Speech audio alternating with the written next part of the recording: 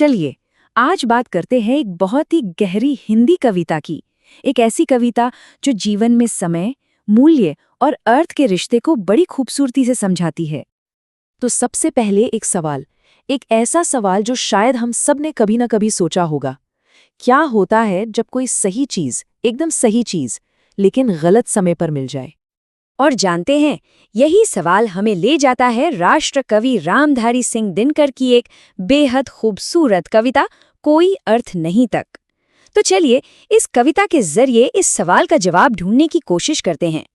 तो कविता का जो पहला हिस्सा है ना, वो बात करता है बेमौसम बरसात की। मतलब ऐसी मदद की जो तब मिले जब उसकी जरूरत ही खत्म हो चुकी हो। दिनकर जी यहाँ एक बहुत ही जबरदस्त मिसाल देते हैं। वो कहते हैं, जब फसल सूखकर जल के बिन तिनका तिनका बन गिर जाए, फिर होने वाली वर्षा का रह जाता कोई अर्थ नहीं। सोचिए जरा, फसल पूरी तरह बर्बाद हो गई और फिर बारिश हो रही है। उस बारिश का क्या मतलब? कुछ भी नहीं। तो असल बात यही है ना, कि कोई चीज कितनी भी अच्छी क्यों ना हो, चाहे वो बारिश हो या कोई और मदद, अगर वो सही वक्त पर नहीं मिलती तो उसका सारा मतलब ही खत्म हो जाता है। सब कुछ टाइमिंग का खेल है। और जानते हैं, यही बात सिर्फ बाहरी चीजों पर नहीं, हमारे मन पर भी लागू होती है। दिनकर जी आगे कहते हैं, नित्य जीवन के संघर्षों से जब टूट चुका हो अंतर्मन, तब सुख के मिले समंदर का रह जाता कोई अर्थ नहीं। मतलब जब कोई इंसान अंदर से पूरी तरह टूट चुका हो, तो फिर उसके बाद उसे खुशियों का समंदर भी मिल जाए तो उसे फीका ही लगता है। ये लाइनें कितनी गहरी बात कहती हैं, है ना, कि बाहर से मिली कोई भी खुशी अंदर के जख्मों को नहीं भर सकती। खासकर तब जब वो जख्म बहुत पुराने हो चुके हों। हर घाव को भरने का एक सही वक्त होता है। अच्छा, आप चीजों से आगे बढ़कर बात करते हैं रिश्तों की, क्योंकि ये जो समय का सिद्धांत है ना, ये रिश्तों पर भी उतना ही लागू होता है।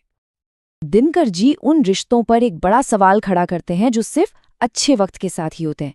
वो साफ साफ लिखते हैं, संबंध कोई भी हो, लेकिन यदि दुख में साथ ना दे अपना, फिर सुख में उन संबंधों का रह जाता कोई अर्थ नहीं। मतलब साफ है, किसी भी रिश्ते की असली परीक्षा तो मुश्किल घड़ी में ही होती है।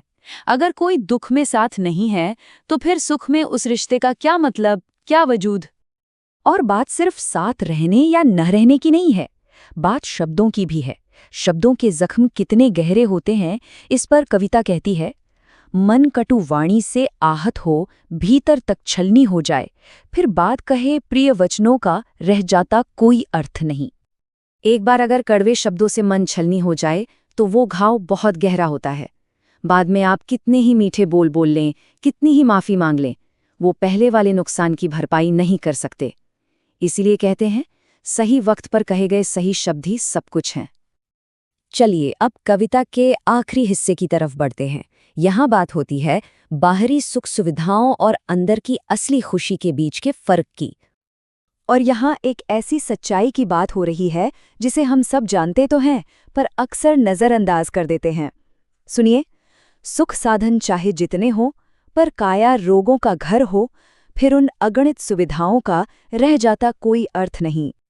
मतलब आपके पास दुनिया की हर सहूलियत हो, हर आराम हो, लेकिन अगर आपका शरीर ही साथ नहीं दे रहा, अगर वो बीमारियों का घर बन चुका है, तो उन सारी सुविधाओं का क्या करेंगे? वो सब बेमतलब हैं। और कविता का अंत होता है एक बहुत ही प्यारे और ज़रूरी विचार के साथ। वो कहते हैं, छोटी छोटी खुशियों के क्षण निकले जाते हैं रोज़ जहां, फिर सुख की नित्य प्रतीक्षा कर रह जाता कोई अर्थ नहीं। तो मतलब क्या हुआ? मतलब ये कि असली खुशी भविष्य में किसी बड़ी चीज़ के इंतज़ार में नहीं है, वो तो आज में है, उन छोटे छोटे पलों में है जो रोज़ हमारे सामने से गुजरते हैं। बस शर्त ये है कि हम स्वस्थ हों और उन पलों को जी सकें। तो फिर इस पूरी कविता का निचोड़ क्या है? सार बस इतना सा है कि किसी भी चीज की कीमत खुद उस चीज में नहीं, बल्कि उसके सही समय पर मिलने में होती है। सही वक्त पर मिली एक छोटी सी मदद भी किसी खजाने से कम नहीं, और देर से मिला खजाना भी मिट्टी के बराबर हो सकता है। और बस यही ये कविता हमें एक गहरे सवाल के साथ छोड़ जाती है। एक सवाल जो हम सबको खुद से पूछना चाहिए कि हम अपनी जिंदगी में, अपने रिश्तों में किन चीज़ों को सही समय पर अहमियत दे रहे हैं, और कौन से वो पल हैं, कौन से वो मौके हैं जिन्हें हम बस यूं ही गंवा रहे हैं।